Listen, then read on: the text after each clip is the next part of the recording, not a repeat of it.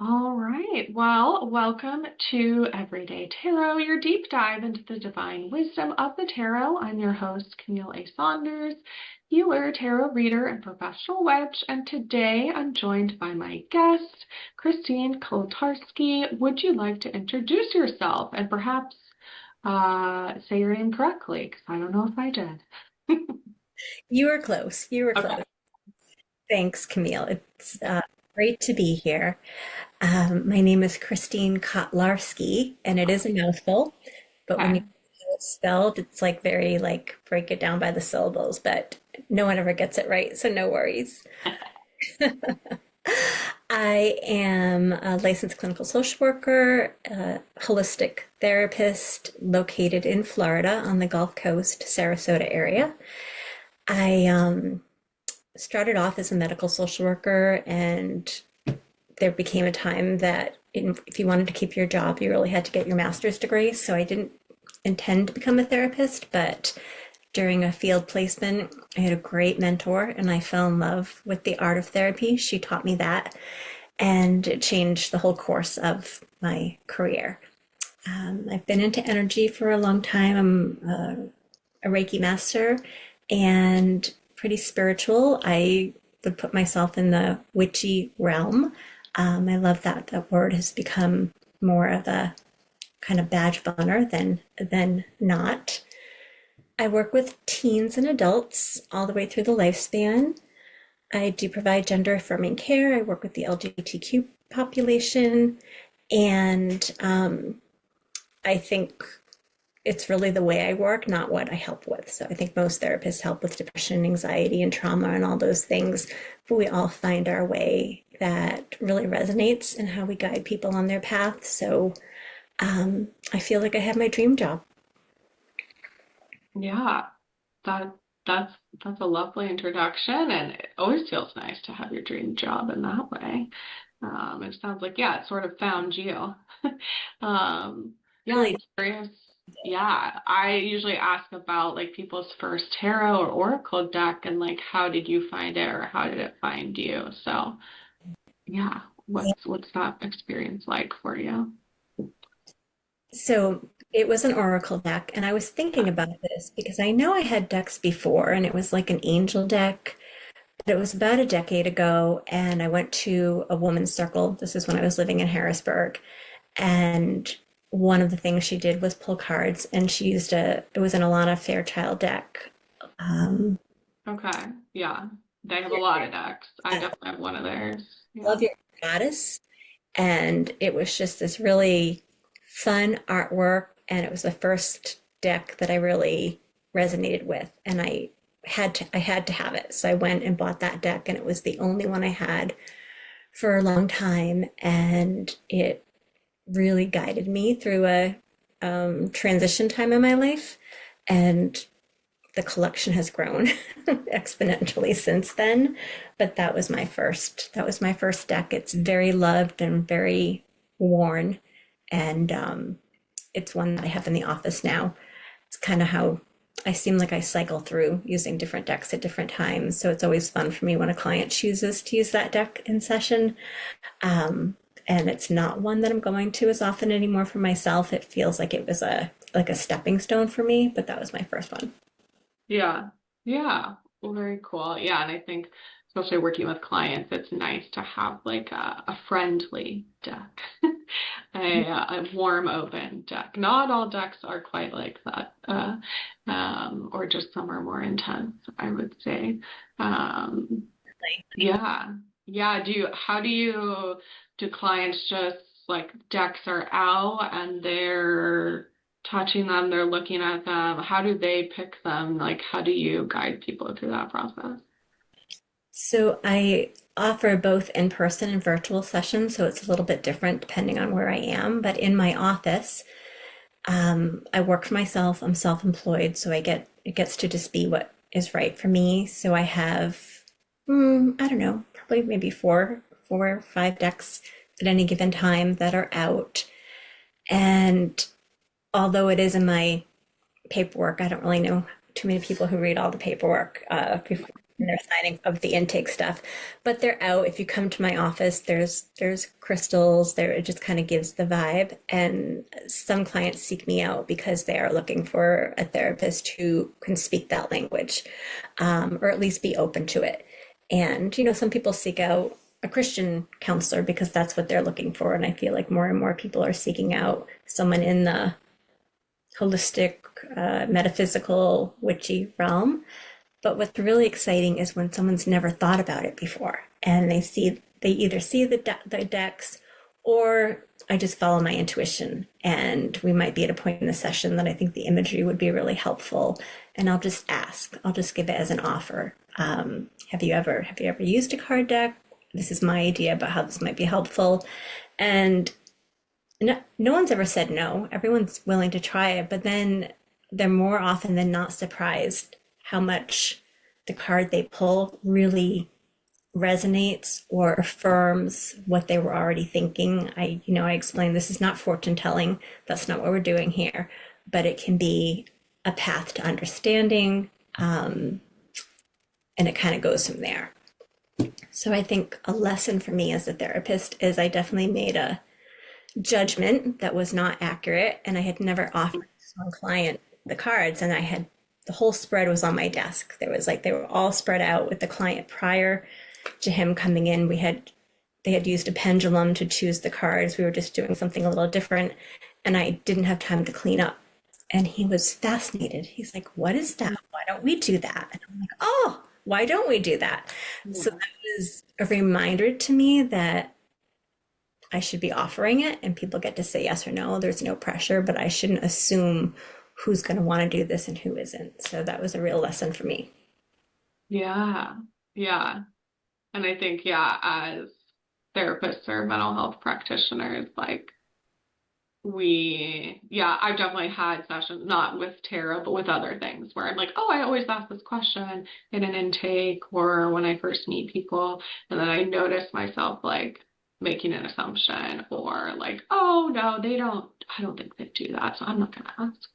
That it's always like interesting to check our own sort of like biases sometimes Like, in why that way of like, oh yeah, why did I not?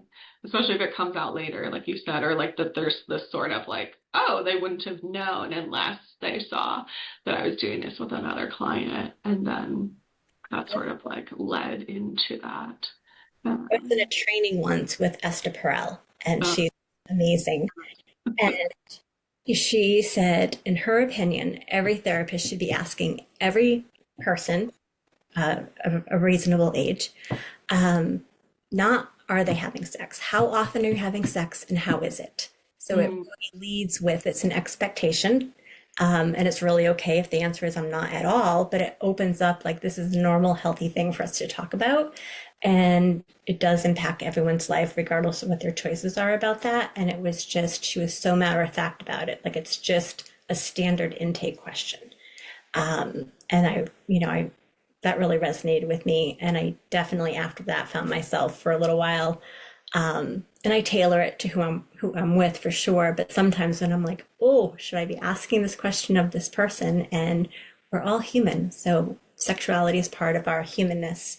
And I think that's just a different example of, yeah, not, not, not holding back.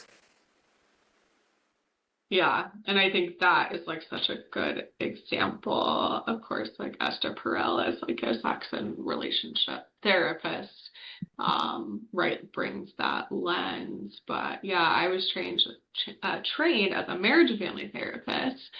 Okay. And like, so one would think that those type of questions would come up since we're relationally focused.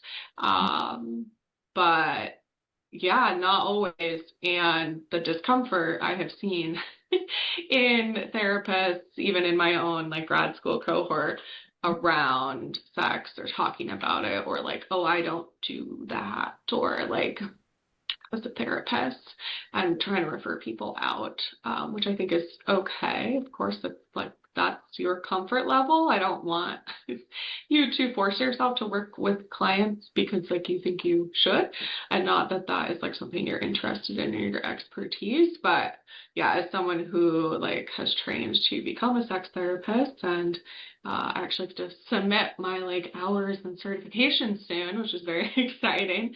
Um, Yes. that I'm like, oh yeah, right. Like sex is such a like big part of some people's lives. It's a part of everyone's lives, whether that's your relationship to self, or with others.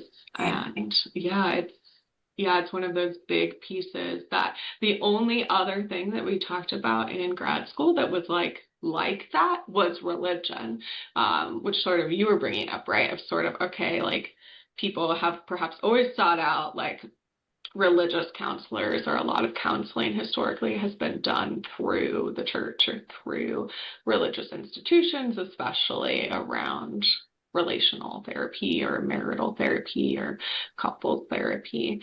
Um, but that, yeah, that like the audacious idea of having a witchy therapist or having people come seek you out for that, hopefully is not as audacious now. But yeah, it was interesting to think about it in that way and to be like, oh yeah, this shouldn't be weird. People seek, yeah, that in other ways. So why not have clients seek that with me? Um, Right. It's yeah, still evolving for sure, and yeah.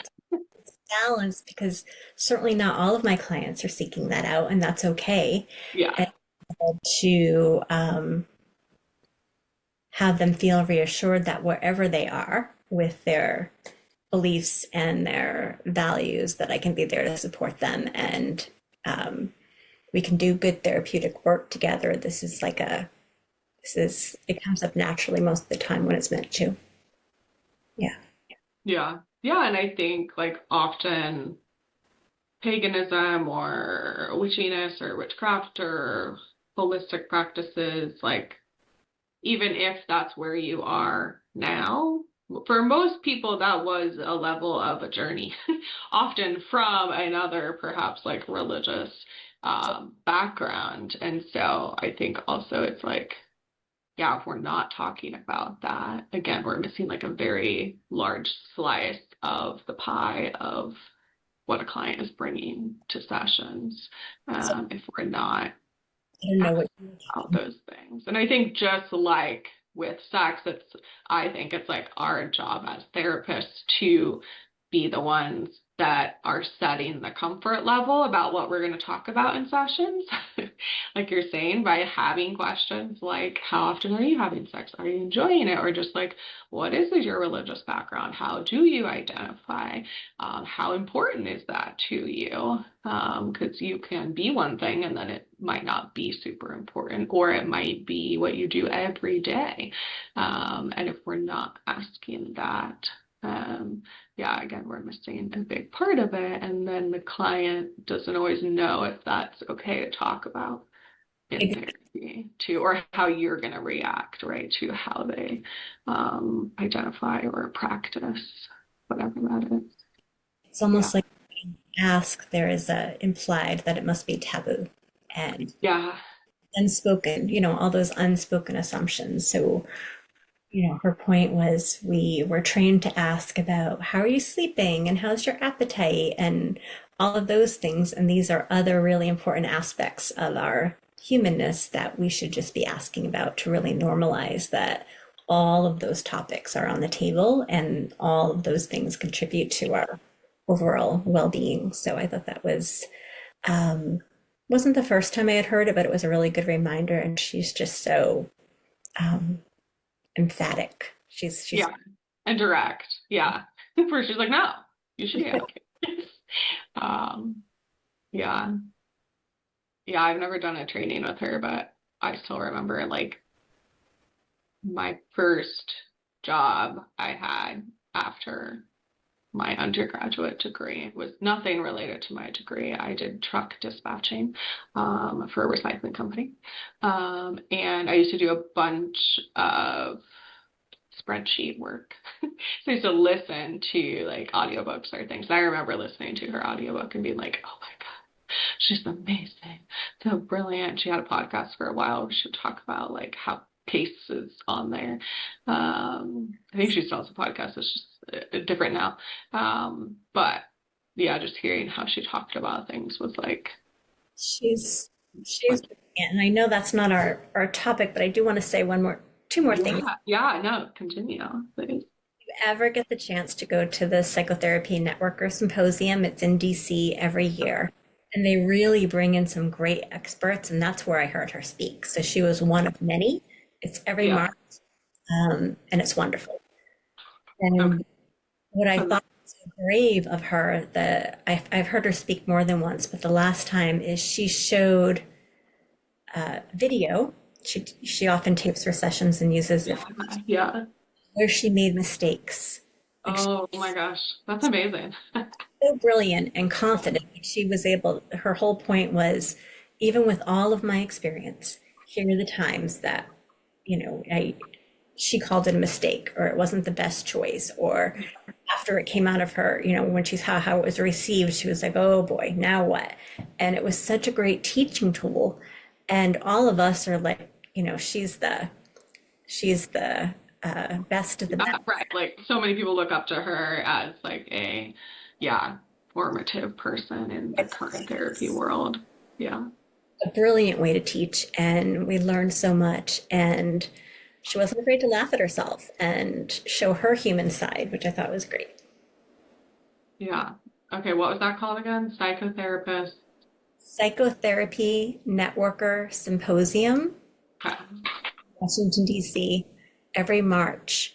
And there's a website that you can check out. Cool. Okay. I will have to check that out. You can get like easily two-thirds of your credits for the license by going to it too. Nice. Yeah. No witchy stuff, but definitely a lot of great clinical, and there's usually a sex therapist there and just different modalities. Yeah. Yeah. Very cool. I should say no witchy stuff yet. Maybe we'll be speaking at the symposium someday.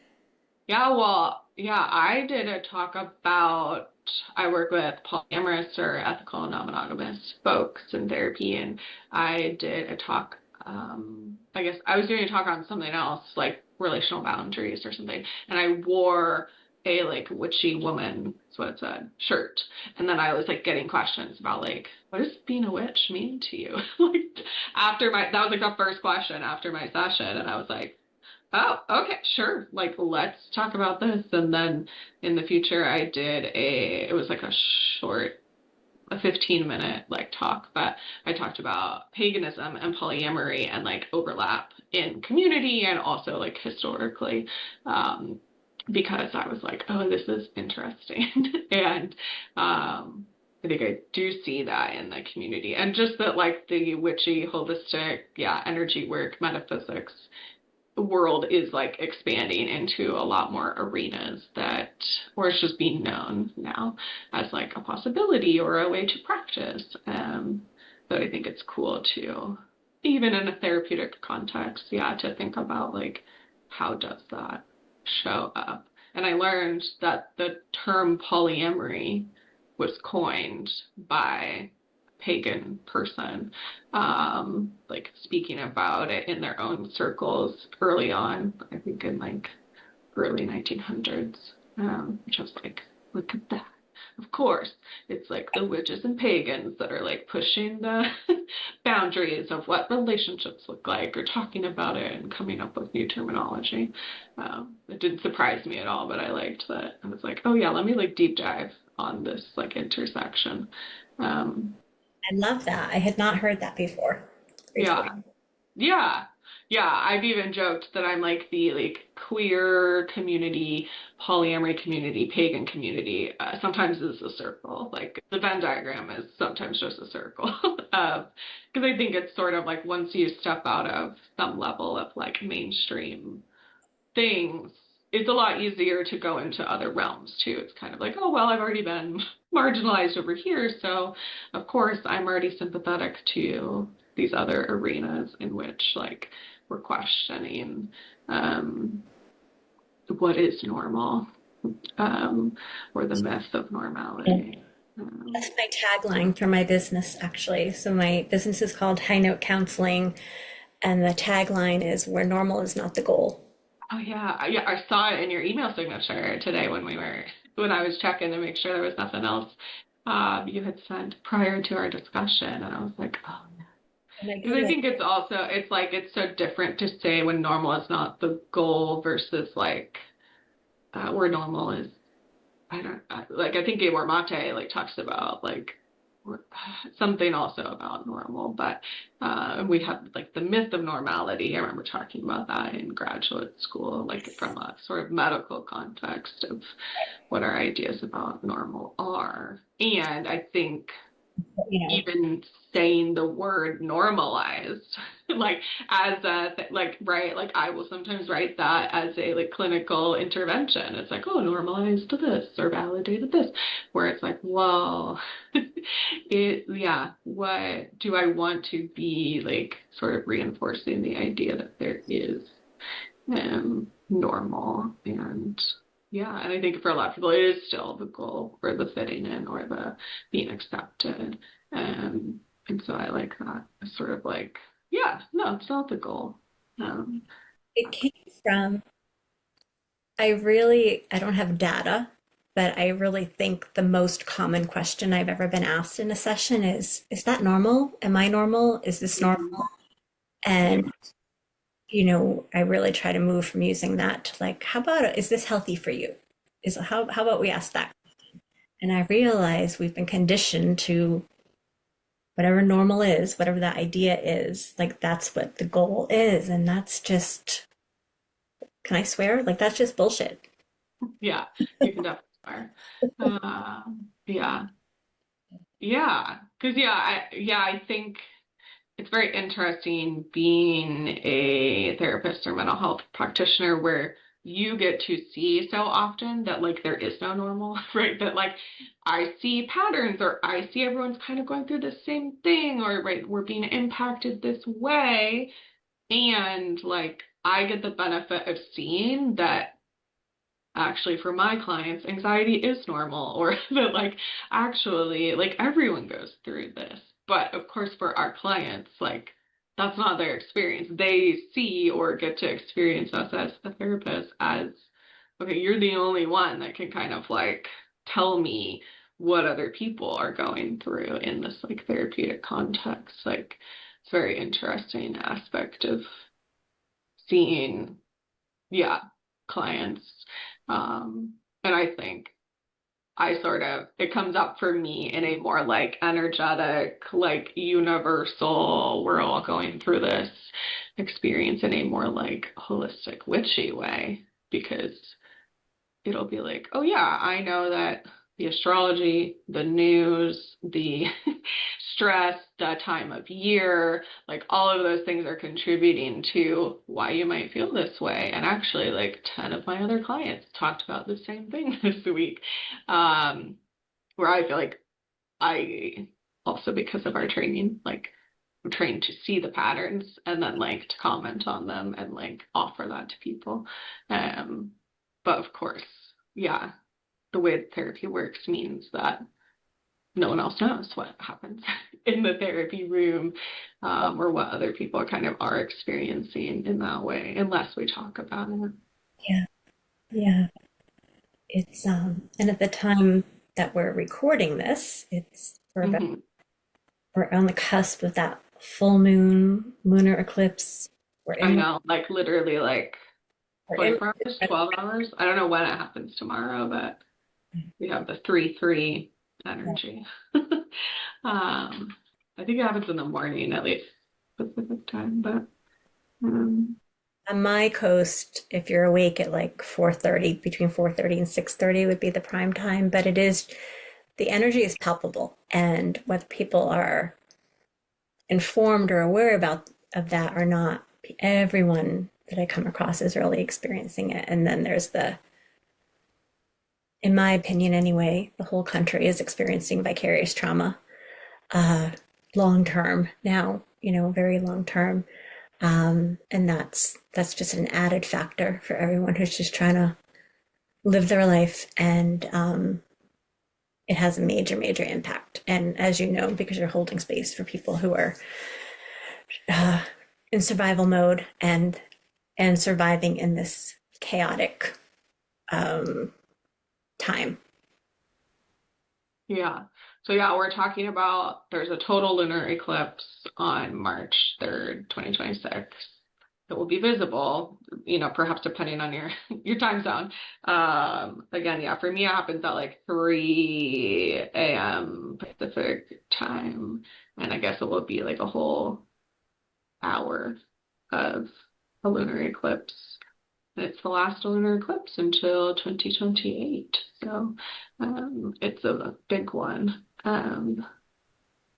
Yeah, and I certainly agree that like certainly in the news the past couple of days and the war front the past couple of days, like I think it's even a blood moon is what they're talking about, and I'm like, of course, the intensity and like the literalness of like a blood moon while Right. we're entering war.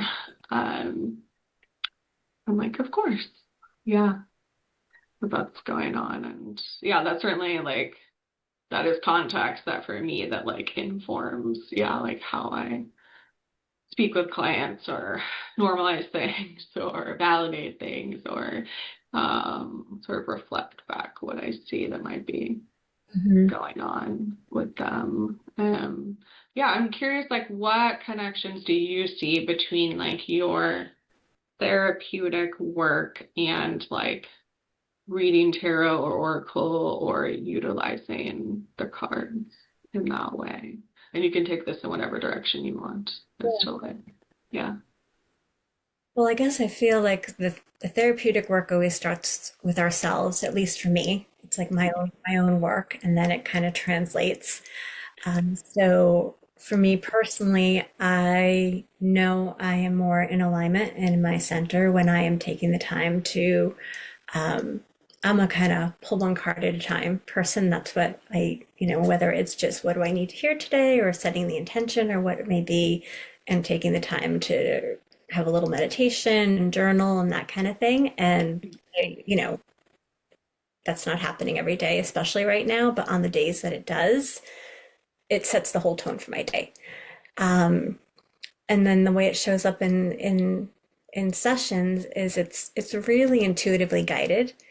Um, and sometimes it's in the context of the session, and sometimes it's not something I think of until after. But if it's someone that I've already have that relationship with, and I know that the cards speak to them, and I can reach out and just say, "Hey, this occurred to me. Do you mind if I pull a card for you to kind of wrap up what we were talking about, or see if there's more there?" And then I can take a picture of the card and send it. And so that happens sometimes. And, I think as we evolve and grow, we are more open to doing things outside the box. And there would have been a time like, oh, I can't do that outside a session. That's Yeah, that's not having good boundaries, right? That's what we get told right. sometimes.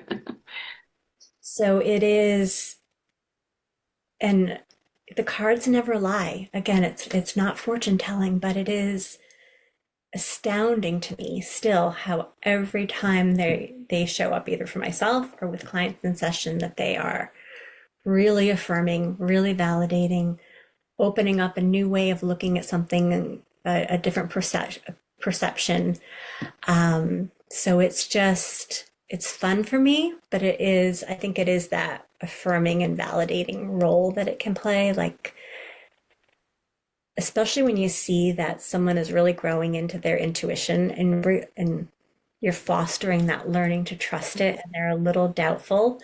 And Yeah, something like Oracle or Tarot can be that external validation.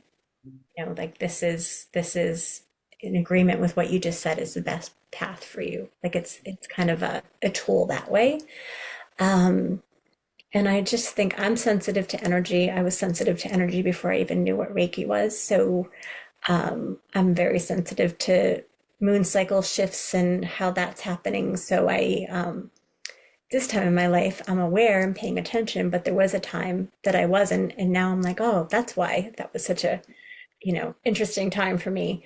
So I can speak to when someone's feeling something that they can't quite put their finger on. Like maybe it's not yours. Maybe this is collective energy. Maybe this is what's happening in the cosmos right now. Maybe this is ancestral and it's not your thing, and we need to figure out how to release it. So I just think it's the more I have trusted my own intuition and the different aspects that I tap into to support me, I'm not afraid to offer and ask those questions and really know that if someone's not ready for that, it's just not going to resonate and I can move on. But usually, if I'm having that inner voice saying, say this, ask this, suggest this, it is exactly what the person needs to hear. Um, and sometimes I've held back, and then a few minutes later, they're saying it, which is super cool. So I'm like, Yeah. aha, I was on the right track there. And we got there anyway, so it doesn't matter how we got there. But it is, so it's all of those things. Um, did I answer your question? I feel like I went in a couple of different I directions. think so. I don't remember what I asked even now, so. Oh, the connections between the work and yeah. I know for me, yeah, it feels like similar with tarot as with therapy, where I feel like it's sort of like a tool where it reflects back, like you're saying, like, oh, like I feel this, I think this, the card said this, and then the client or whoever you're working with, they sort of like affirm that by saying like, oh yeah, this, or oh, that totally makes me think of this, and I'm like, oh yeah, okay, like where there's this sort of like when I work with tarot, I feel like it's a mirror, like it reflects Mm, back what I need to hear or the thing that's already been in my head that I'm thinking but I'm worried about or don't want to do or this or that, that it kind of, and I think sometimes with therapy it feels similar where it's like I think sometimes too, I remember as a like new therapist being so intrigued by the idea that sometimes like clients come to therapy and they tell me exactly what they need to do, and I'm like, I'm not doing it. Like I'm just saying what you said and trying to like support you through that. But it just felt like this, okay, yeah, I just need to sort of like supportively like be like, yeah, okay, yeah, that sounds like you want to do this. Like reflecting that back to them as like, this is what I heard. And like, do you want to like follow that path or not? Right. Again, similar to kind of how I feel about tarot, where it feels like, yeah, it's not the future set in stone. This is the path you're currently on, or this is like maybe something coming up for you. And then you get to decide, like, are you going to follow that? Or are you going to do something else? Are you going to exactly. divert from that potential future thing that's going to happen? But that it's up to you. Like, it's not set in this in the way that sort of pop culture has made tarot terrifying, which is that it's predictive. You're gonna die then. Like this is gonna happen to you now. Like you have no control, which of course is like one of the things that most humans fear is that we don't really have any choice. Yeah. We But still have free will. We still have yeah. free will. Yeah. Sometimes, sometimes the cards are telling us what we need to hear and not what we want to hear. And that's Um, a complicated thing. But what happens in the context of a session, then we get to process it and we get to like consider all the options and really be that reminder of you have lots of choices here. This is a suggestion, and I think dabbling at home, if you're taking it really very literal, like that could be a scary thing. Which is why it's great that there are podcasts like you and there's so many ways people can educate themselves and get support, even if they're not, in therapy. And there's great information out there like for tarot, for astrology. I'm definitely a podcast fan. I'm a fan of, there's two astrology podcasts that I listen to faithfully every week. Channy Nichols is one, and Luna Lover is another, and they have very different styles, but I really like what they offer. And I just think it's great that there's so much information out there. Yeah. Yeah, and it's making me think about it right now, but I love how Channy talks about the astrology. It's like knowing the weather. Like, it's like, this is probably what's going to happen, right? Like, okay, it's probably going to be partly cloudy, or like, this might be a time that's super sunny, or like, we're going to get dumped on with snow. Like, it means you still get to choose how you react to that, whether that's you stay in your house, whether that's you're going to ice your or salt your sidewalks so that you don't slip. Like there's still things to do about it, but that like it is the sort of like forecast um Yes. about things. And that yeah, that also doesn't mean it's like set in stone how that will impact you. Because again, you get to kind of decide like with your own free will, like how will you react to the things that you're kind of being presented with. Right. Yeah. Yeah, it's fascinating. This conversation is reminding me of there's um there's a form of treatment that I use. I'm kind of searching for the word because it's not officially a form of therapy, but it's a modality. I guess that's how I should frame it. And it's called Evox, EVOX, and it is based on the tones in our voice. So it uses voice mapping technology and then the energy in the quantum field. And it aligns with everything that we're talking about today. It aligns with it aligns with energy. It aligns with what's going on with us, whether we have come by it honestly or we've inherited it, and ways to kind of release some energetic blocks.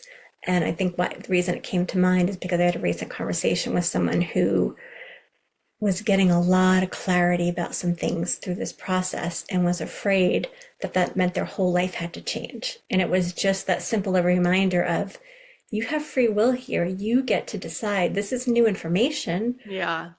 Maybe it's information that's coming across a little bit differently, but you don't have to change anything if you don't want to.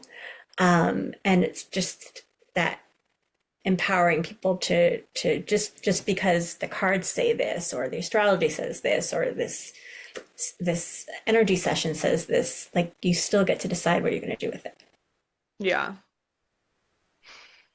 Yeah. Yeah, I just realized I was not using my microphone. So I got my microphone out.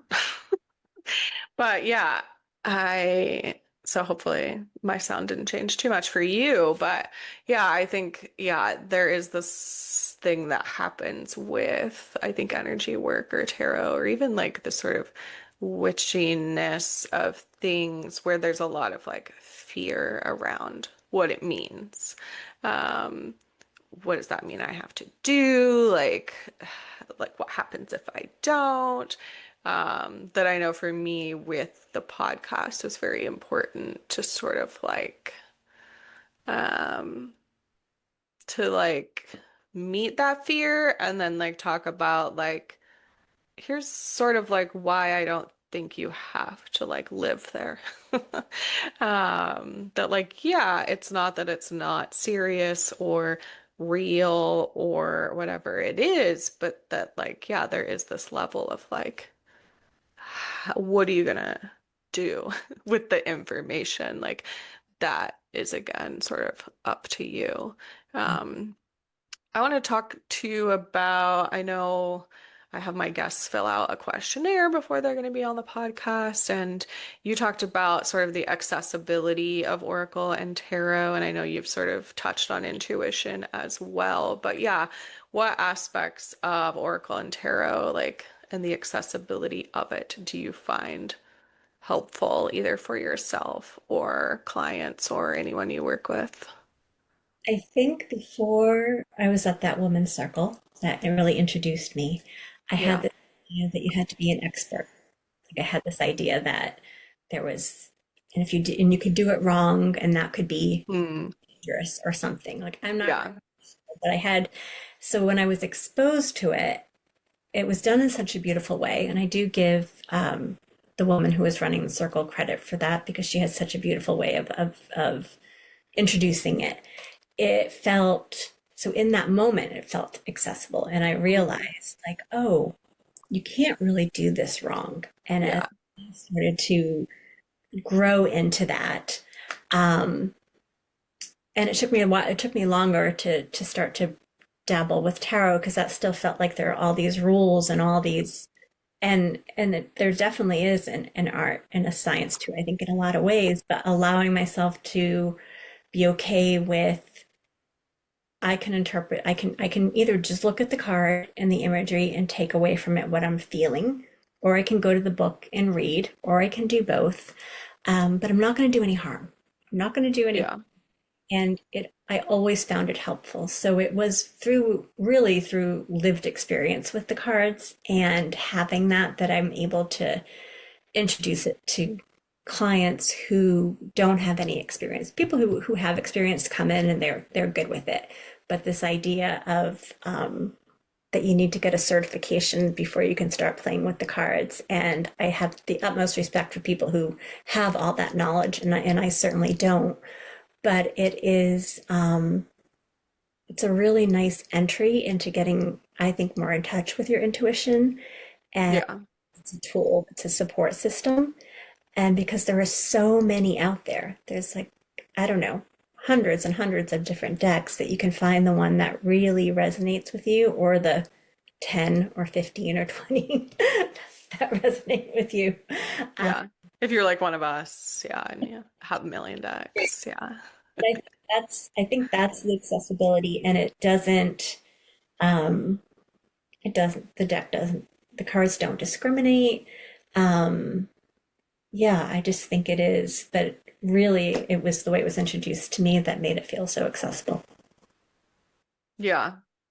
Yeah. And I think that sort of being led into it, like by a community, is, I was gonna say common. I don't know, but I would say like historically probably how it happened. Like, um, I think now tarot and oracle decks are like I think on the topic of accessibility are kind of everywhere. Like you can go in a gift store and find them. You can go in a museum and find them. You can go into like a certainly a witchy store or but they're kind of like they're in places where I don't always think they will be in bookstores and other things that I'm like, you don't need a license to buy them. Like, you can just take them home and look at them, and you could do nothing with them. You could look at them every day. You could decide to become a tarot reader. Like, yeah, there's a lot of variety about how you choose to interact with them. Um, and sort of like on that note, I'm thinking about even with my own journey of like which ones I choose to use day to day or when I'm pulling a card every day versus where I'm like, oh, I haven't touched a deck in 2 weeks. That like even for myself, it kind of ebbs and flows. Um, it sounds like you sort of talked about the Oracle was sort of more accessible to you in the beginning. Like, where do you sit now of like, do you have a preference? Do you have like a favorite deck you're working with right now? Like, I'm curious. Um, with clients, my preference is still Oracle, and I think that's because there's a variety of decks to choose from. And sometimes I suggest a deck, but in the office, I definitely ask clients to choose Yeah. online. I'll kind of be like looking back at my bookshelf, like, which one might I want to bring out today? Uh, Yeah. Although sometimes I feel like they're speaking to me like I'm the one who needs to come out, Yeah. Hello. Pick right? me. Yeah. There's that. But I've become more and more interested in tarot and have tried a few different decks. Um, and the one that I am playing with, or really trying to get to know, is called the Moon Witch um, Hmm. deck. Oh, And nice. Okay. it's really beautiful. It leans feminine divine energy, but definitely incorporates that masculine divine energy as well. and it's the one I've stuck with the longest. So I'm like, oh, maybe this is my baby, right? So I'm still really learning it and getting to know it, and have been enjoying that. And when it comes to my Oracle decks, gosh, I feel like it just depends. It depends. Like when I feel like when I need to pull out the big, like, give it to me straight, I Yeah. always go for my roomy deck. That Mm. it's the one I go for. Um, but I really like the Fairy Forest deck. I have a dragon deck. I had a whole transformational empowerment Mm. experience with dragon energy about a year ago, and um, sought out a deck after that. I didn't have one, and I sought one out. So some days I have a lot of fire in my chart. I'm an Aries sun. I'm a Libra moon. Sorry, a Virgo moon, which is what this full moon is, which is interesting. I'm also a Virgo moon. Okay. Yeah. So yeah, that probably means we're gonna be hit hard with this moon then. Um, I know I already wasn't. I probably got 2 to 3 hours sleep last night, so I'm feeling it big time. But yeah, I dragon, stayed up very late and also did not get a lot of sleep. The moon was so bright where I am last night. I could not look at it. Like it was like when the sun's shining in your eyes. I was driving home at midnight because I went to a concert last night far away. And I was like, I love staring at the moon normally. And I was like, I can't, it's like burning my eyes, which ah, was very interesting. Like it just felt very bright yeah, at it was night. not bright. We definitely had some cloud cover, which we often do. Yeah. You could still see it, but it was not. I wonder what it would be like tonight. But yeah, Yeah. um, Yeah, and I've seen it during the day the last couple of days too, which doesn't always happen. We usually have a lot of clouds here, but we've had, I guess we still have clouds, but it's been clear at night, clear and cold at night. Um, but yeah, I had to wear an eye mask last night while I slept because it was so bright. I was like, it's gonna keep me up. Yeah. Well, and I feel like, yeah, personally, I'm like now following the moon cycles, like when the full moon is high. I've done like full moon circles before, with the colleague of mine. Um, it to speak about the sort of like client normalization. Like for me, it'll be like, oh yeah, of course I didn't sleep very well because it's a full moon and it's kind of for me high energy usually.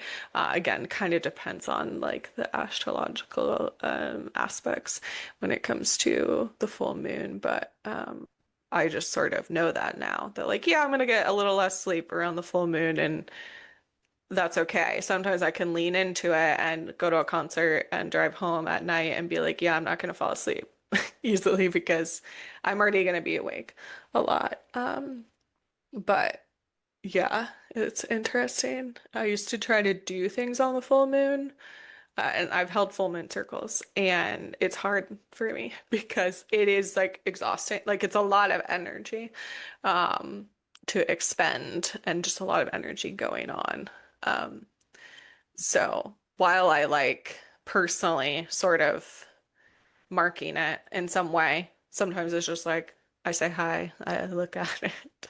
Um, it's hard for me to do events around it because I just end up exhausted. It's sort of like I end up exhausted anyway, so if I'm trying to like hold space for other people, it's kind of even more challenging. I Yeah. guess sure. One of the really nice things about living where I live in Florida is I'm 10 minutes from a few really beautiful beaches, and Uh, it's usually warm enough to really be able to go out and bath, oh bask my in gosh, the. amazing. So that's what I will be doing, and I love it. I love it so much. And it was it must have been last year this time. I mean, eclipse season is always around the same time. And a friend and I were out there to see the whole thing. It was amazing. And we couldn't see the other people because it was dark, but we knew they were there. And by their Yeah. voices, I'm going to guess they were a younger group of women, maybe like in their early 20s. I don't know. And my friend and I started howling at the moon at one point, and we heard Yeah. this giggle, right? And then they joined in, and we had this beautiful uh, connection Yeah. happening, and we never had to see each other and didn't know who each other was, and it was just a really cool moment. Yeah. Yeah, that's very cool. And yeah, when I think of like a Virgo full moon, I'm like, yeah, we're getting grounded. We're like getting into our body. We're like putting my feet in the ground. I'm probably gonna do, I bought a bunch of plants yesterday, so I'm gonna be literally putting my like hands in the dirt in the next like 24, 48 hours. Um, so that was a cool aspect of trying to doing full moon ceremonies is that I was always very in touch with like the astrology of the full moon because we would research it beforehand in order to talk about it and create kind of ritual around it. So sometimes I miss that aspect, but um, yeah, I'm doing a spring equinox um, mini retreat online with my friend that I did the full moon circles with. So that will be, we were like, maybe just doing like the pagan high holidays will be a little, I could commit to that versus doing something every month as a lead event. 'Cause it's also, yeah, it's different to lead an event versus like participate energetically. I still find it fun, but actually this sort of leads into my next question, which is that I have not been like officially trained in art therapy in any way, but as a client in my own therapy, we do a lot of art therapy,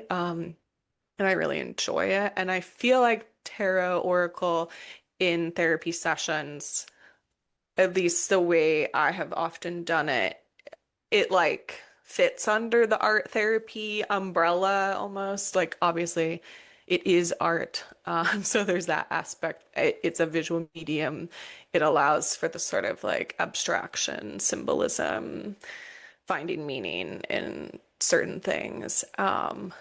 But I don't know exactly what my question is, but I was thinking about when I've like done tarot in sessions with clients, it often looks more like how I experience art therapy, which is I'm doing it virtually with them. And usually I sort of come up with a prompt or we kind of have like a sort of like, here's something we want to get like a little more clarity around as they bring it up in session. And then we each go and like find a deck and then pull cards on our own. And generally, as the therapist, I sort of defer to the client and be like, tell me about your cards. What did you see? Like this or that. And then often my cards align with theirs. Sometimes it's literally the same card. Sometimes it's more like, ooh, it's a vibe. Um, and then I sort of like share bits and pieces of what I do. But I was just thinking about that, like, that is a very different way to do therapy than often how we are like clinically taught in like at least than I was in like marriage and family therapy world, which is that like you're not a participant, you're a like instructor, or it's a lot more like hierarchical. And again, I don't exactly know what my question is, but I'm like, it's interesting to me that like with tarot, I operate differently as a clinician when I'm like doing it with clients because there is an aspect where like I'm also sort of trying to discover like what the cards have to say about this question or the client, and like choosing when to, share bits and pieces of it, trying to be client led through it. But yeah, I don't know. What are your thoughts? It's a really interesting observation. So I have not been on the receiving end of art therapy. Um, and I agree that there's so much imagery and metaphor and room for interpretation. And when I hear you describing this process, like the word co-creation is what's coming up for me. And Yeah. we, Yeah. in the therapy room, we are often co-creating, like that's what we are doing. But that's such a beautiful example of how it really plays out when the card, Yeah. And it's like more overt, like co-creation, I think. Yeah. which Um, which is beautiful, and I think it's really empowering for clients as well. Um, and it's fun, it's definitely our jobs are really challenging, and to be able to have this, it feels like the handcuffs have been taken off. Like Mm, here's yeah. here's the book stuff and how we were taught, and there's a lot of value in we need to know theory, and we need to know what we're talking about, but the ways that we help, and the research has shown for years, and I know this intuitively, and I'm sure you do too, the most important element is the therapeutic relationship. Yeah. And if you don't show up and really be present and really care, it doesn't matter what kind of fancy techniques you're using. Like that's really where, I say the magic happens, but that's where the Yeah. client comes. That's where, so using tarot or oracle, or energy is just a different way. And Carl Jung, I mean, some of his work, is for his time, it was spot on. But from a more neo-Jungian approach, I mean, he was all about dreams and metaphors, and he was using tarot with clients. Yeah. And I just think there's so much basis for why this is clinically found. So we're not like, it's not like we're going rogue and not supporting. Yeah. Right. It's not, yeah. Again, it sort of feels like it's under the umbrella of, yeah, I believe, things to use. I think there's a lot of evidence out there if we ever feel like we need to like justify it.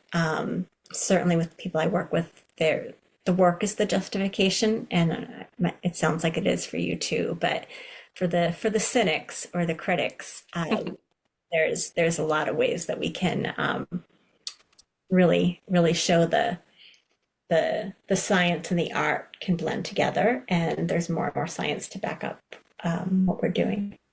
Yeah. Yeah. Yeah. And I think why I like art therapy as a client is because I think therapy in general, historically, and then also certainly my own brain loves to talk about words, like loves to be in my head and like having a bunch of thoughts. And art therapy really sort of forces you to operate from like a different part of your brain and to be, right, sometimes sort of you're in the somatic element of like physically drawing or creating or yeah, you're utilizing imagery, whether your own or sort of provided, which tarot could certainly be, and sort of, yeah, trying to pull from that. And it just, yeah, I feel like it literally like taps into a different part of my brain and like how I feel or think about things. And that's part of what I really like about it. And when I work with clients, most of my clients are anxious and are in their head. And so I think like bringing that to the therapy realm, whether that's through somatics or again, like visual imagery or doing more art therapy things, like forces to some extent us to get out of our head and to just sort of see what happens when we're focused more on, yeah, like the art of it all. Um, So that makes me wonder, is there a Camille deck in the future that you're oh, sharing with the world?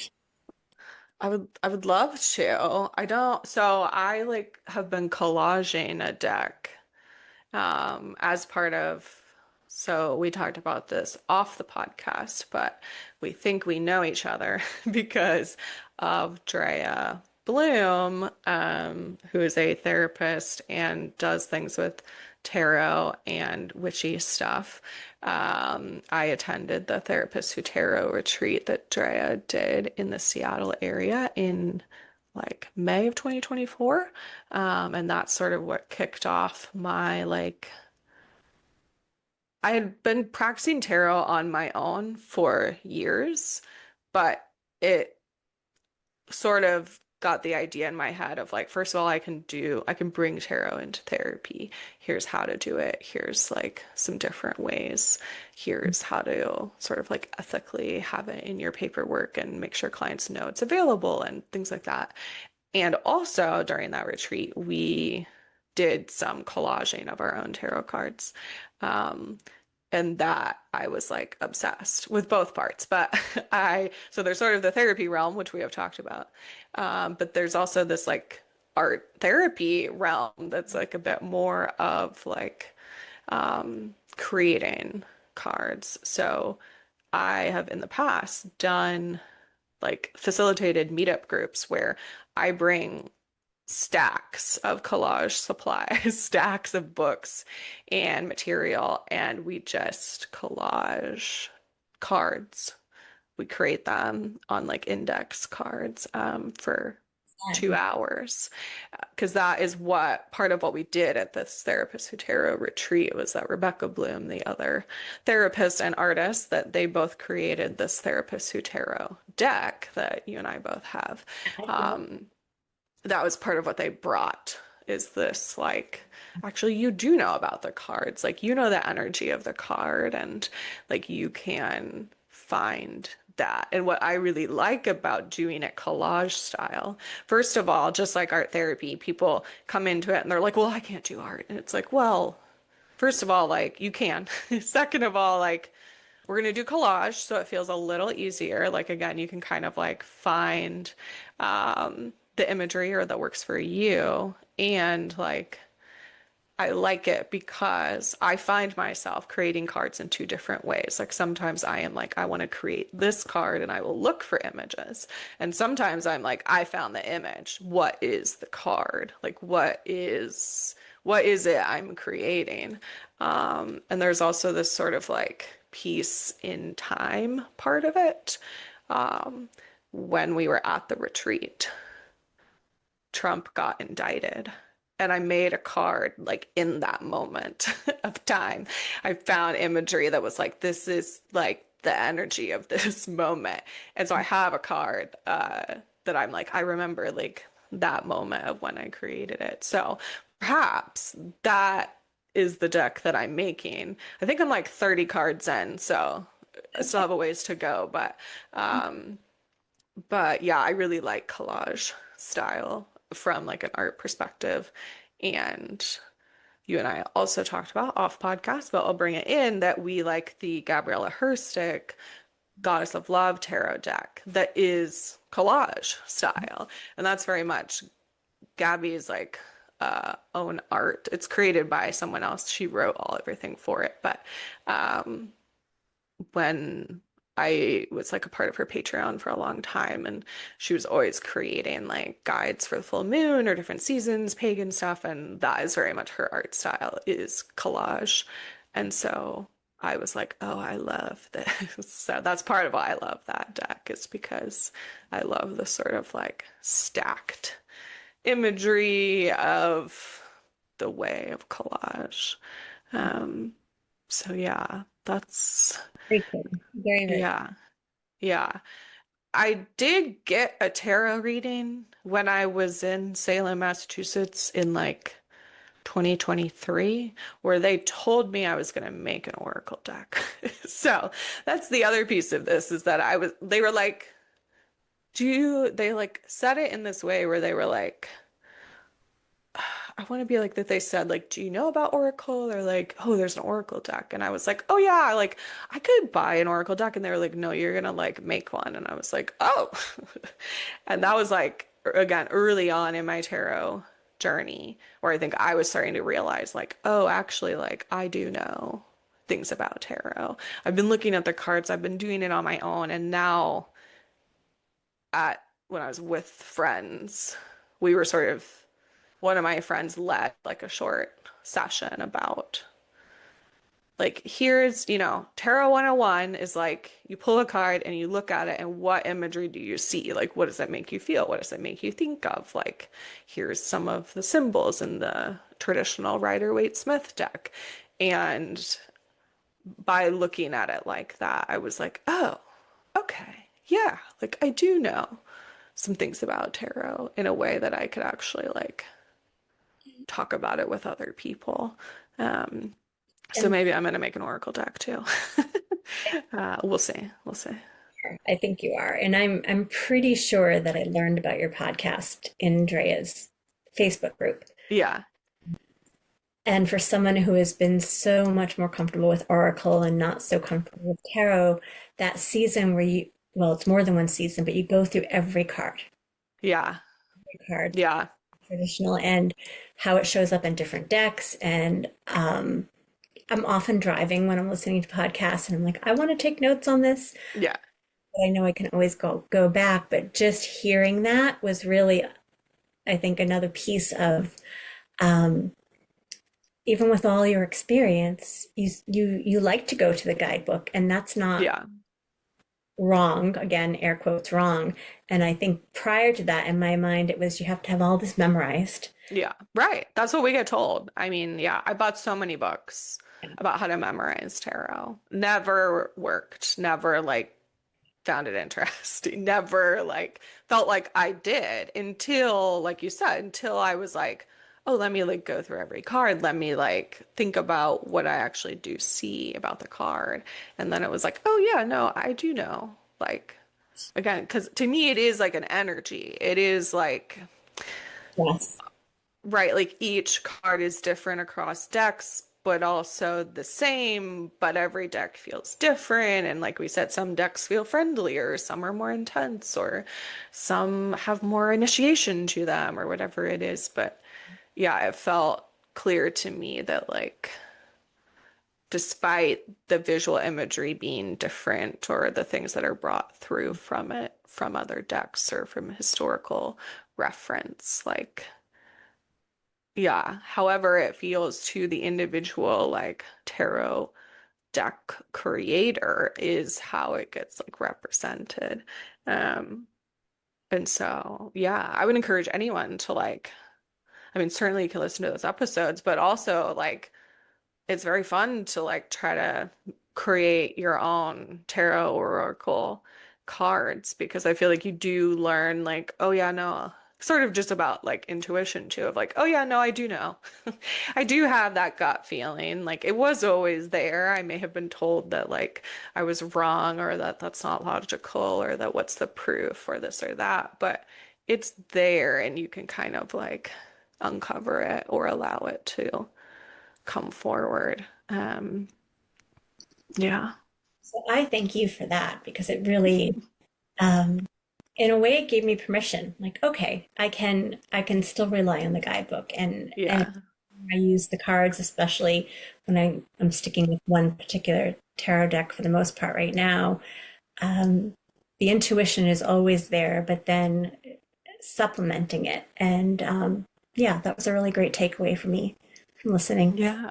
I'm glad. Yeah. So yeah, that was, I think it took 6 seasons because I did each suit, which has, I think, 14 cards. So I went one extra episode per season. And then the Major Arcana took 2 seasons. And then I did like an overview of 4 suits at the end of the second Major Arcana season. So yeah, it's early on in the podcast because I did like a sort of like myths of tarot season, and maybe one more, and then I like went into it.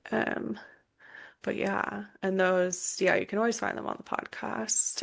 You can also find them on my website. So if you ever, if you're not in the car, but if you ever want to find the cards that I actually like look at on my website, which is CamilleSaunders.com, you can do slash everyday tarot, or you can click tarot at the top of the, or podcast maybe at the top. But you could search the episodes. You could find like the specific suit, 10 of Wands episode, and see what cards I was talking about.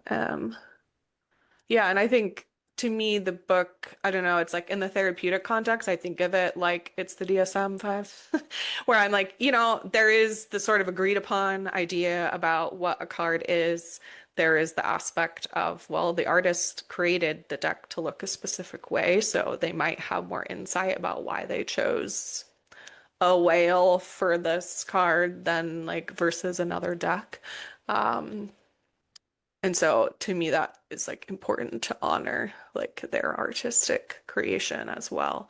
Um, but yeah, I really do think of it sometimes like the DSM-5 in a therapeutic context, which is that to me, it's important as a therapist to sometimes read that to clients.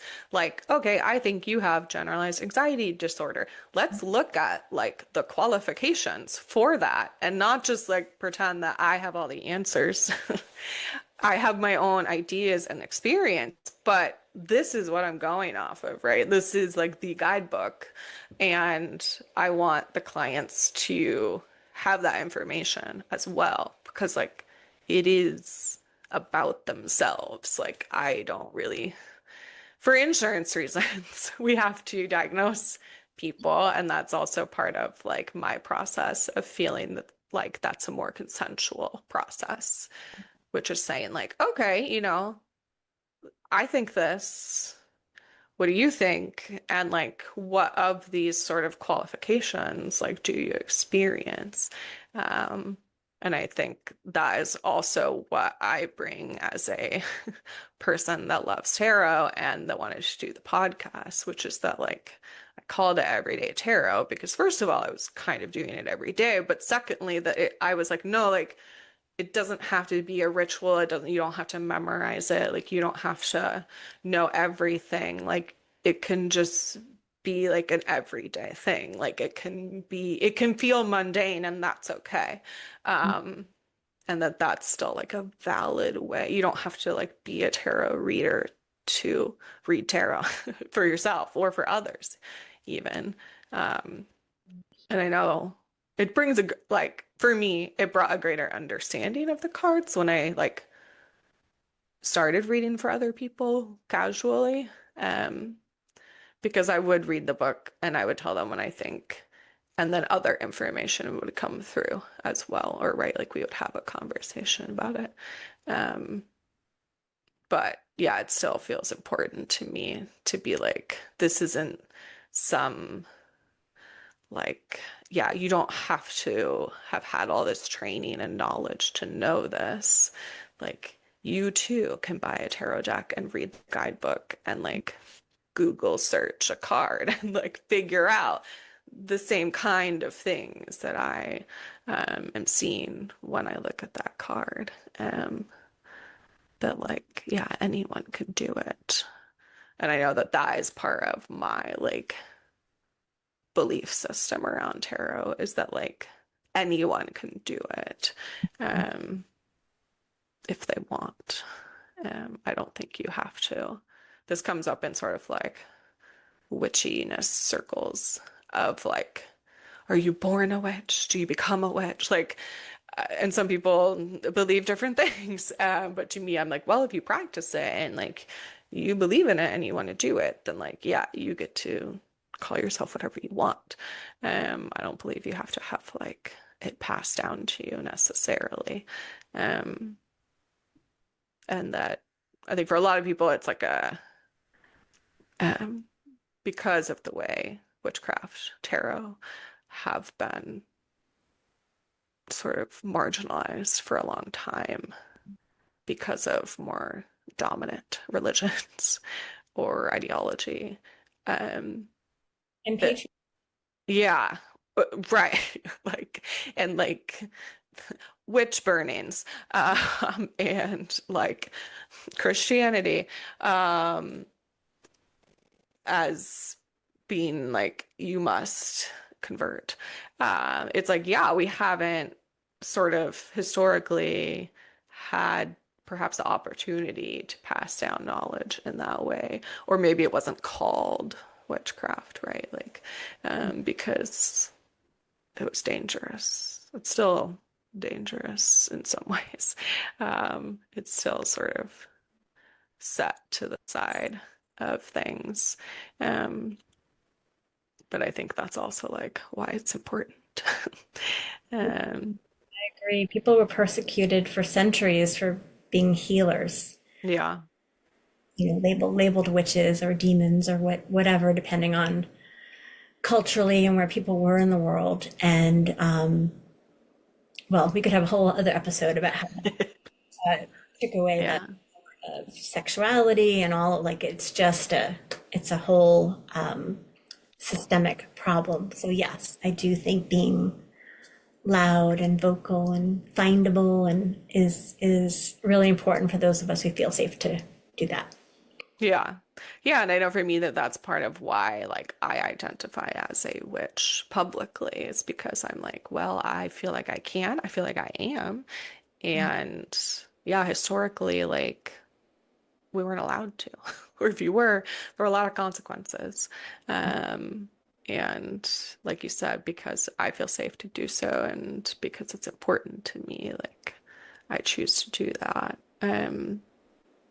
This is only mildly related, but I'm curious, are there specific decks you like to use when you work with like queer folks or any LGBTQIA plus people? I sort of always ask this question if people work with those folks or are, because I just want to know. Um, I because it's, think it's an interesting question because I'm not really sure of the answer. So one of the yeah, things, though, I really like Drea's deck for different reasons, and yeah, that is the deck is very affirming and gender neutral or expansive. Um, and I use that deck with everyone at different times, so I don't know yeah, lean towards that. Um,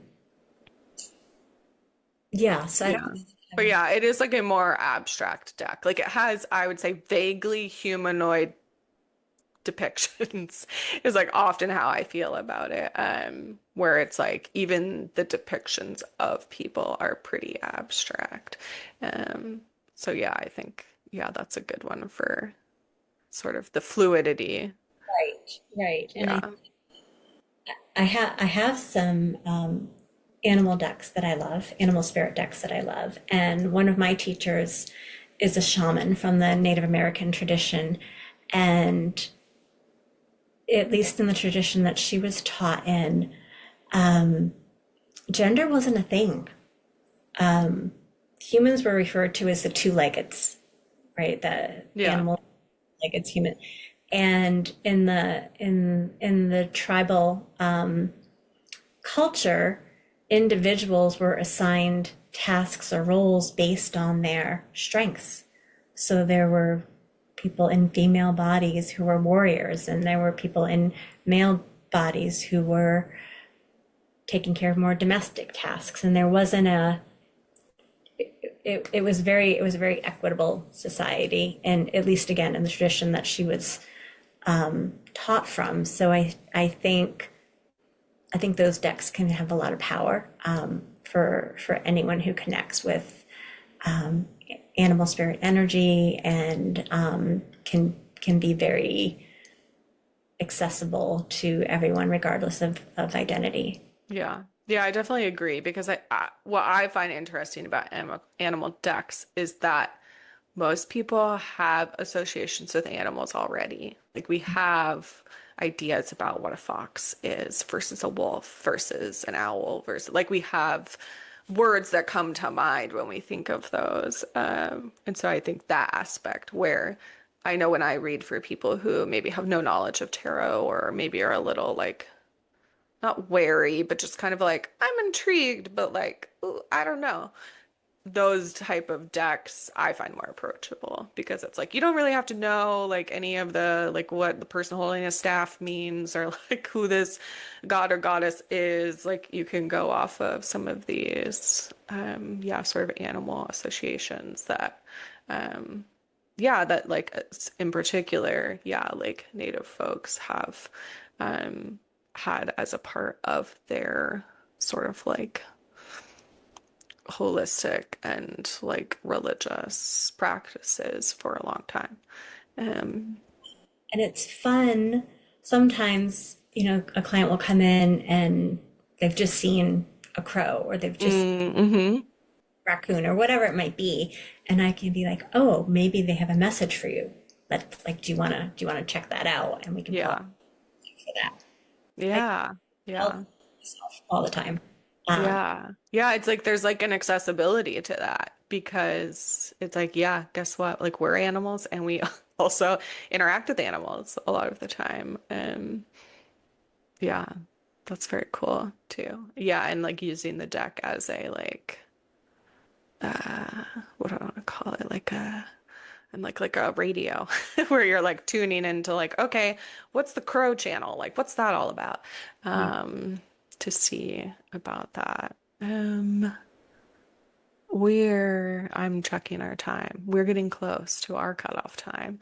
Um, I have two more questions if you're willing. I want to know when you started using cards in therapy sessions.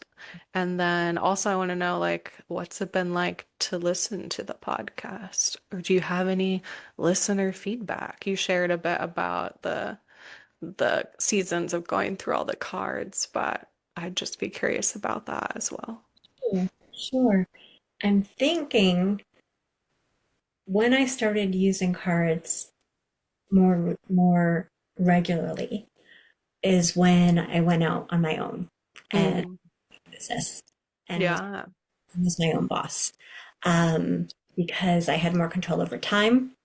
I didn't have like now there's somebody already in the waiting room waiting because I was able to give myself a little bit of a buffer, like Mm, that I did not have control over. So yeah. I never used them, but it was pretty minimal. So that's been since the end of 2021. Um, and that was I was 100% virtual then because we were in pandemic times, and Yeah. um, that's actually what also made it possible for me to start my own business because I didn't have a brick and mortar place and have that kind of expense. Yeah. It's Yeah. grown since then, and it's really fun to do in person and online. So that's my time frame for that. Um, yeah, the podcast I do initially it was, oh, there's a therapist out there talking about tarot. I want to know everything she's saying. And I and it must have been whatever that season was when you were starting to go through, because that's my first experience. Yeah. Um, and the like the spread for the year that you did, like the interviews, I just find them really interesting. And I'm not like listening, like I'm certainly not listening daily, but I can go through the titles and be like, oh, that's one I want to listen to, or that one's I want Yeah. to listen to. So I think my feedback is for me personally, as a therapist, hearing you speak about it, even though it's not a super clinical podcast, it made it more relatable. And again, that permission, like you don't have to be an expert, was great. But I love the direction that you're going in because now you have guests and people are bringing in different ways that they use tarot and oracle in Yeah. personal life. And I love that you've added the video because I got to see. I didn't know. I should have known you were on social media, but I didn't know. Yeah. So it was the first time I got to really see your face, which was great. Yeah. Yeah. Yeah. And I think, yeah, like you said, it brings a different element to getting to know the person behind the podcast.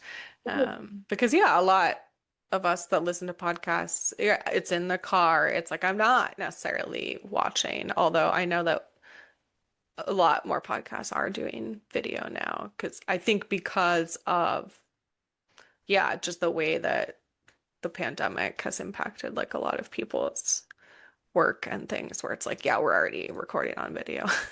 We're already on Zoom doing it anyway. And so why not sort of create that as a practice and put it on YouTube? So yeah, if other folks want to watch the podcast, I upload them to Spotify now as videos. You can always still listen. And then also on my YouTube channel, which is just Camille A. Saunders. You can check out all the video episodes. I have a playlist where I put any of the video episodes on there. Also, all my audio podcasts still go to YouTube, so you can choose what you want.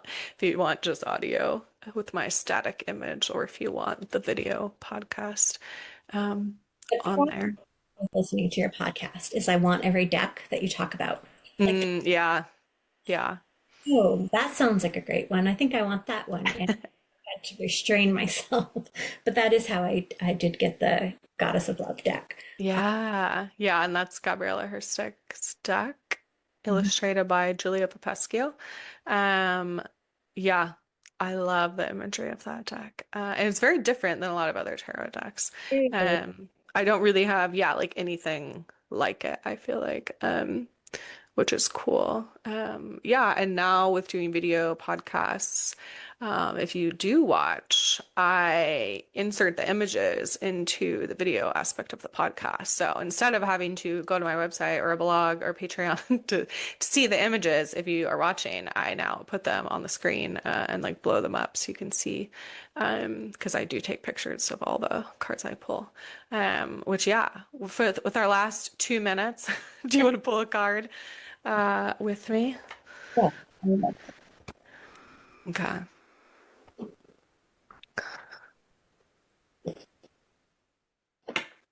I don't know if we have a question or anything. I think we were both gonna pull a card for each other, if that sounds good.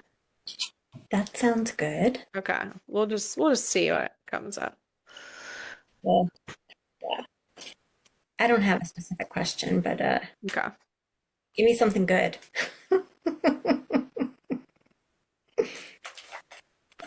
I will do my best.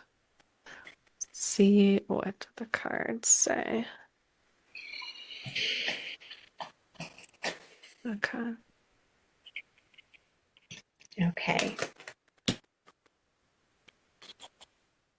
you want to tell me what you pulled first, or do you want me to go first? I used my dragon deck, which I think I mentioned before we started. Okay. It's Dragon Oracle by Diana Cooper, and I have a whole story in connection with dragon. Okay. But the card I pulled is the Golden Orange Dragon. Expands your light for ascension. Be a peaceful warrior. Help those in need. Remember your magnificence. That's just what's on the card. Okay. Ooh, I like it. Yeah. Okay. It's really beautiful. If you want, I can take a picture of it and send it to you after. Yeah, that would be great. Because then people watching can see the card too. I don't know if you can see, but the dragon has like a feather pen in its hand, and there's papers and a book kind of. Ah, it's like a scribe, a, Yeah. a writer dragon. Okay. So, do you want me to tell you what the book says? Yeah, I do.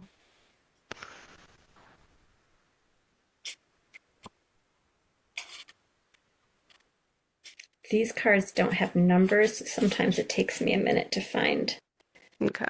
It's like in alphabetical order by section. So it's a little, here we go. Okay. So this is a fifth dimensional golden orange dragon, part of Archangel Metatron's Ascension team. Oh, that's so interesting because Metatron just came up for me. Mm. Metatron is leading forward individuals who are ready to follow his path. At the same time, he is overseeing the ascension of the entire universe. The golden orange dragons who work for him, I don't really love that language, but are carrying the fifth dimensional ascension blueprint for Earth. And they come to those of us who are ready to make a difference. As soon as they see golden orange energy awaken in our aura, they breathe into us to expand it and accelerate our ascension journey. These magnificent dragons demonstrate dignity, peace, and power with wisdom. They are peaceful spiritual warriors, always ready to help and encourage those in need. So there's a piece about guidance, a suggestion. Oh, interesting. Um, Drawing this card suggests it's a time for a push forward on your ascension path. So that's different for everyone, but do you know what you need to do more of? Or is there something that you need to examine and release and let go of, which is great for this full moon energy? Mhm.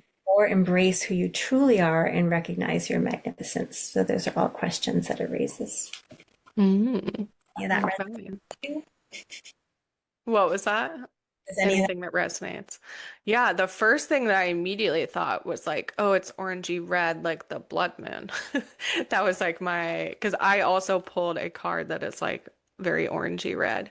I was like, oh, it just feels very timely.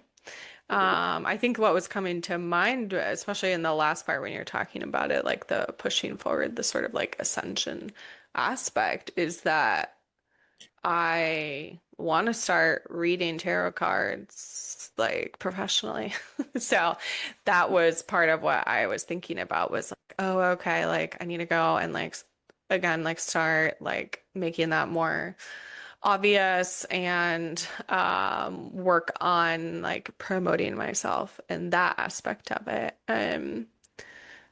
Yeah, that's like what I was thinking about. So I started actually a witchy business so that I could do this and keep it separate from my therapy business because I also work for myself. But in therapy world, it's hard to, Yeah. it gets ethically boundaried challenged to do things like that. So I started another business called the Hallowed High Priestess so that I could start reading tarot cards for people. Congratulations. Yeah, thank you. Yeah, and I started it in like November, and then I've just been kind of like sitting on it and like thinking about it. And I started an Instagram for it somewhat recently. But yeah, that's like maybe I'll say it now, but yeah, I have like a goal to do 100 tarot readings this year. So I got to get on it already. I want to do some like in person and then do virtual tarot card readings for people. So if anyone's interested, I'll put my new stuff in the show notes so people can Cool. do that if they want. But yeah, that's what was coming to mind. This card is like a nudge. Yeah, yeah, I was like, okay, do it. Okay. Mhm. Okay. And then for you, are you okay on time? I know we're over now. Um, yep, let's go Okay. for it. Okay. I pulled the five of chilies, which in this one is the five of wands equivalent, and it has like two roosters fighting. So we have like the fives conflict energy. Um, Right. this is in the Desert Illuminations tarot deck. Um, They're very colorful roosters here, like most roosters, but it says a fight breaks out between two colorful roosters under a New Mexico sky. It can turn vicious quickly, but luckily it's turning into just a minor squabble. Behind the roosters is a large adobe structure decorated with the bundles of chili peppers, symbolic of a heated and passionate situation that can escalate quickly. Conflicts are certain to appear throughout your life. Sometimes these issues can help you learn more about your current situation or instigate change around you. Often, conflict can also create setbacks to your goals and turn into a tornado of dust, chaos, and frustration. How you decide to react can make all the difference in how you manage to move past the roadblocks. Remaining calm lets you view the situation clearly and move forward peacefully from trouble. Hmm. What came to mind for you there? It's very timely because Okay. Yeah. was a conflict that I won't go into detail about for the other person's privacy, but there was a conflict yesterday that definitely had a lot of energy around it. And the advice that was given to me by a third party is that I really need to let it go. Mm, It's not something that can be solved or resolved for a lot of reasons. yeah. Acceptance and letting it go is my best path. So that feels like affirming to that. Yeah. You're like, fine. Okay. That's funny. I just had a client before this where we talked about that, where it was Good. like, okay, we've been fighting it, and now we might have to let Yeah, it go with the knowledge that fighting it's not gonna do anything at this point. right. And sometimes Yeah. that Aries fire in me has a hard time letting things go. So I Yeah. I hear. You got it. Yeah. Okay. This has been lovely. Thank you so much for having me on. Yeah, thanks so much for coming. And if folks want to connect with you further, you can find them at highnotecounseling.com, where you can find the links to their socials as well on the website. If other folks want to be a guest on the show, I have the guest inquiry form linked in the show notes. I always link the tarot decks that we talk about as well in the show notes and on my website if you want to look at them or purchase them. And thanks for joining us today on Everyday Tarot. Just as a reminder, the podcast comes out every Monday morning, and you can email me, me@CamilleASaunders.com, with your thoughts, questions, and more. All right. See you soon, folks. Goodbye.